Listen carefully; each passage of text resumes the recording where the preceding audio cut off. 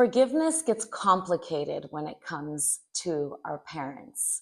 Both of my parents were abusive, but I would say my father caused a lot of the pain that I carried as a young woman. But he also taught me the values that literally saved my life growing up. I believe a part of my resilience came from some of the things that he taught me. My father taught me a lot about friendship. He taught me culture. He taught me how to choose people wisely and how to move in this world with standards and wisdom.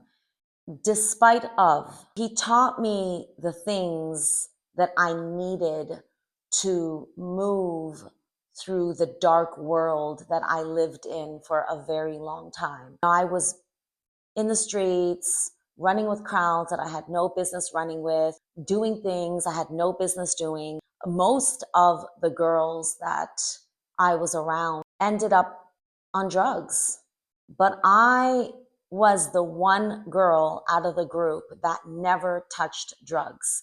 Okay, yes, I tried smoking weed a few times when I was young, in my teens, but I was a control person. I always had to be in control of my environment, and it made me feel like I had no control. I did not like the way it made me feel. And so I knew very early on that it wasn't my thing. And that had a lot to do with what my dad drilled into me as a young girl. He would always say, if you do drugs, you are going to die.